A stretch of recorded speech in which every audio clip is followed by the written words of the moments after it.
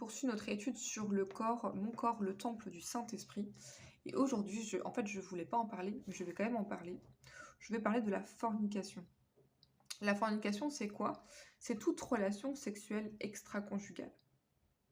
Ce qui est proscrit par la parole de Dieu et que beaucoup, en fait, pratiquent. Comme si c'était normal. Alléluia. 1 Corinthiens 6, verset 19. 1 Corinthiens 6, verset 18, pardon. La Bible dit ici, fuyez l'impudicité. Quelque autre péché qu'un homme commette, ce péché est hors du corps, mais celui qui se livre à l'impudicité, donc ici il parle de la fornication, pêche contre son propre corps. Donc en fait la fornication est un péché contre son propre corps. Et le point que je voulais aborder avec vous aujourd'hui, c'est que la fornication peut nous faire perdre notre destinée et notre héritage en Christ. On va prendre le cas de Ruben.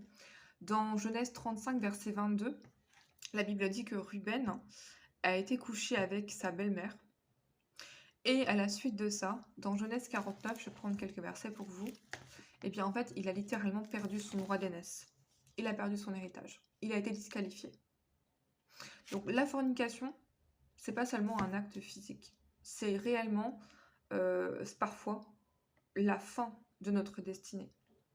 Gloire à Dieu. Et je vais expliquer pourquoi dans une autre vidéo. Mais la fornication est absolument à proscrire. On doit La Bible dit en fait, j'aime bien comme la Bible dit, fuyez. Ça veut dire que face à la fornication, en fait, il n'y a pas 36 solutions, on doit fuir. C'est pas résister, c'est pas rester pour méditer la parole, c'est fuyez.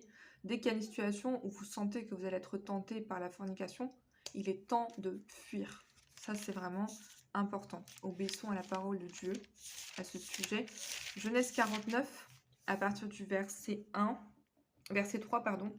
Ruben, mon premier-né, ma force et les prémices de ma vigueur, supérieur en dignité et supérieur en puissance, impétueux comme les eaux, tu n'auras pas la prééminence, car tu es monté sur la couche de ton père, tu as souillé ma couche en y montant.